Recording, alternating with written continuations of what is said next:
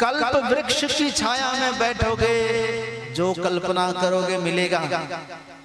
ठीक है, स्वर्ग का सुख मिल जाएगा, लेकिन कहोगे भगवान मिल जाए, नहीं मिलेगा। भगवान मिल जाता तो वो वृक्ष वृक्ष क्यों रहता, वह भी भगवान हो जाता।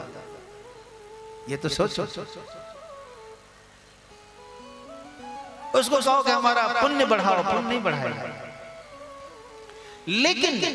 लेकिन सद्गुरु प्रसन्न हो जाए, प्रेक्षति गुरु प्रीतो, साक्षात वैकुंठनाथ भगवान के भी दर्शन करा दे। प्रेक्षति गुरु प्रीतो, गुरुदेव प्रसन्न हो जाए, इस लोक का भी सुख, स्वर्ग का भी सुख और वैकुंठ की भी प्राप्ति हो जाएगी। ये तीनों देने में समर्थ है सद्गुरु। जब शिष्य प्रपन्न हो, जब शिष्य प्रपन्न हो और गुरु प्रसन्न हो, तो हर काम संपन्न हो। उसके जीवन का हर काम संपन्न हो जाएगा। शिष्य का होना चाहिए, प्रपन्न होना चाहिए। नहीं, प्रपन्न किसे कहते हैं पता है? प्रपन्न उसको नहीं कहते कि आज यहाँ मत्था टेका, कल वहां मत्था टेका, परसों वहां मत्था टेका, वहां अठन्नी चढ़ाया, वहां रुपया चढ़ाया, भटकते रह जाओगे जीवन भर। प्रपन्न उसको कहते हैं कि एक बार चरणों में माथा रख दिया तो आजीवन वहां से हटाएंगे नहीं। मैं नहीं उठा सकता, आपको उठाना है तो उठाइए, वरना ये तो तुमड़ी है, गिर गए। प्रपन्न गिरा हुआ और गुरु हो जाए, उस पर प्रस्ताव हर काम होगा उसका संपन्न, हर काम संपन्न। ये ताकत है, ये मत समझना ये ताकत गुरु की है, लेकिन गुरु ने आशीर्वाद दिया, उसका पूरा करने का काम भगवान का है। आप कहेंगे महात्मा में ऐसा क्या रखा है, इनकी बात पूरी क्यों करे? तो याद रखना, एक बार क्या था, एक बार देवऋषि नारद जी भ्रमण कर रहे थे। एक माता जी ने देखा कि नारद जी जा रहे, नारद बाबा जी भगवान के पास जाते हो? बोले हाँ। तो मेरी एक विनती भगवान से कहना। बोले बोलो। यही कहना है कि मुझे पुत्र कब मिलेगा, मेरे पास कोई संतान नहीं है। नारद जी ने उनका भाग्य देख करके बताया कि देखो माई, इसमें भगवान की तो कोई बात नहीं, मैं ही बता सकता हूँ।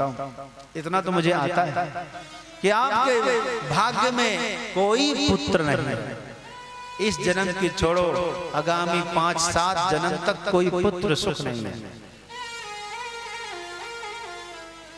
बोले अच्छा पक्का? बोले हाँ। तब तो कोई बात नहीं। वो माई थोड़ा मायूस हो गई, उदास हो गई। नारद बाबा चले गए। कुछ दिन के बाद एक दूसरे महात्मा, मस्त मौला महात्मा चले जा रहे थे और उनको भूख लगी थी बाबा को। बाबा अपनी मस्ती में बोले जा रहे थे, कोई है जो भोजन करा दे, जितनी रोटी खिलाएगा, जितनी रोटी उतना बेटा, जितनी रोटी उतना बेटा, जितनी रोटी उतना बेटा। वो माई सुन रही थी दरवाजे से।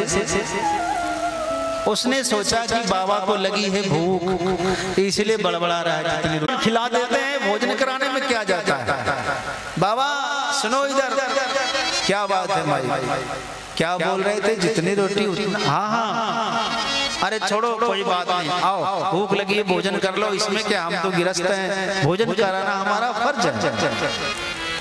आंगन में बुलाया, माई ने सब्जी परोसी, गरम गरम रोटी उतार उतार कर चूल्हे से देने लगी।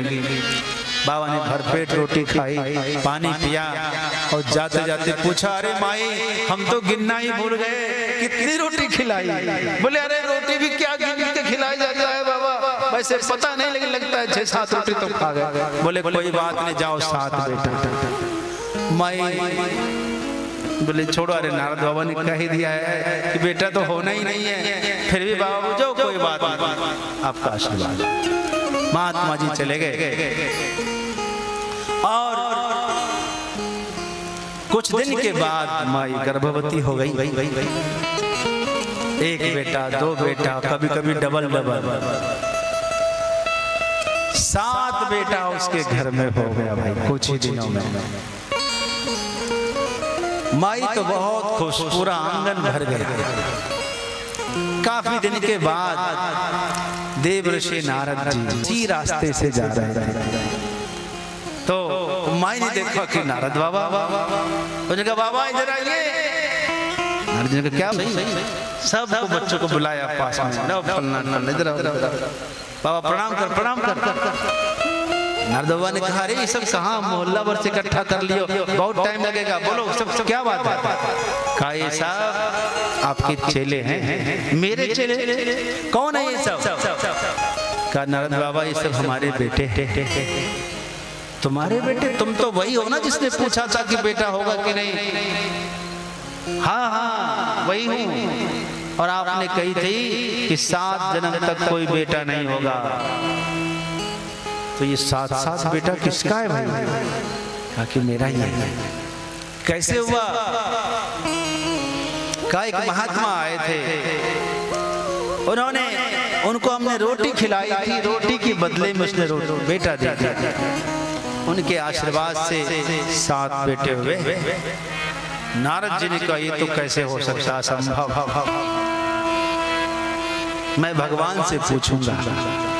नारद जी भगवान के पास गए, जाके पूछा नारद बाबा ने। भगवान ने कहा कि नारद जी इसका उत्तर तो बाद में देंगे, लेकिन पहले मुझे बहुत तकलीफ है। आपको क्या तकलीफ है? कहा मेरे पेट में दर्द है और मुझे बड़ा कष्ट है। बोले इसका उपाय क्या है?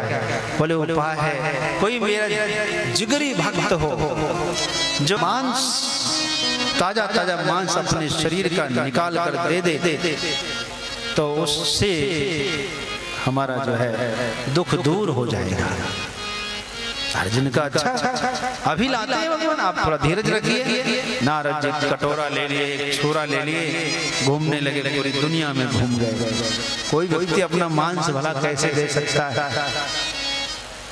घूमते घूमते घूमते आखिर में गुजर रहे थे, कह रहे थे है कोई भगवान का प्यारा, है कोई भगवान का प्यारा जो अपने भगवान के लिए, उनकी खुशी के लिए अपना मांस दे दे। वो लेटा हुआ था वही महात्मा कहीं सड़क किनारे। उसने सुना, कह रहा भगवान का प्यारा, वो तो मैं हूँ। वो उठ गया, कौन है? नारद बाबा रुके, क्या बात है? कहा कि मैं हूँ भगवान का प्यारा, इधर आओ, क्या चाहिए? कहा भगवान को अपने भक्त का मांस चाहिए। मांस मैं दूंगा, आओ। क्या बात है? बोले भगवान को कष्ट है, उससे दूर होगा। भगवान को कष्ट है, आ जाओ ले लो। ये तो बताओ कि किस जगह का मांस चाहिए? हाथ का, पैर का, पेट का, कहाँ का? बोले ये तो हम पूछना ही भूल गए, अब जाता हूँ पूछ के आता हूँ। बोले नहीं नहीं, बहुत वक्त बर्बाद होगा, एक काम करो सभी जगह से थोड़ा थोड़ा मांस निकाल के ले लो और जहाँ का चाहिए वहाँ का दे देना। और नारद बाबा ने चिमटा निकाल के सब जगह से थोड़ा थोड़ा मांस निकाला, कटोरे में लेकर गए। भगवान मैं मांस लेकर आ गया, प्रबंध कर दिया हूँ, अब भगवान ने कहा मेरा दुख दूर हो चुका है, ठीक हो गया। अरे ठीक हो गया? हाँ हाँ हाँ, अच्छा, बड़ा अच्छा हो गया, आप स्वस्थ हो गए। भगवान हमें बहुत चिंता था।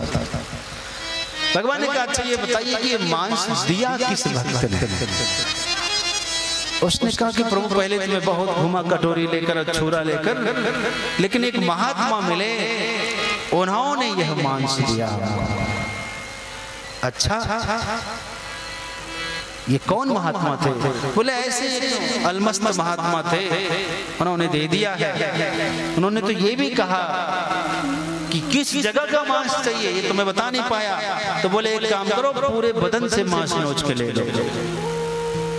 भगवान ने कहा नारद जी एक बात पूछूं? बोले हाँ। मैंने क्या कहा था? मेरे किसी भक्त का मांस चाहिए ना? बोले हाँ। तो भक्त तो आप भी थे, आप पूरी दुनिया घूमने ले, कटोरा लेकर, छोरा लेकर दिया उसी महात्मा ने दिया है। आपको बताऊं, जिस महात्मा ने मेरी खुशी के लिए अपने पूरे बदन का मांस नोच नोच कर दे दिया, वो महात्मा 7 रोटी पर 7 बेटा देता है तो क्या हुआ? यदि 70 बेटा देता तो मैं वो भी देने के लिए तैयार था। ऐसे महात्मा के तो पीछे पीछे हम चलते हैं। भगवान ने कहा कौड़ी रहे न गांठ में, मांगत भी सकुचाए, उनके पीछे हरी फिरे, कहीं भूखों न रह जाए। जिस महात्मा के पास में पैसा ना हो और किसी से मांगने में भी संकोच करता हो, ऐसे संतों के पीछे प्रभु फिरते हैं कि कहीं महात्मा भूखे न रह जाए। आगे आगे प्रबंध करते हैं।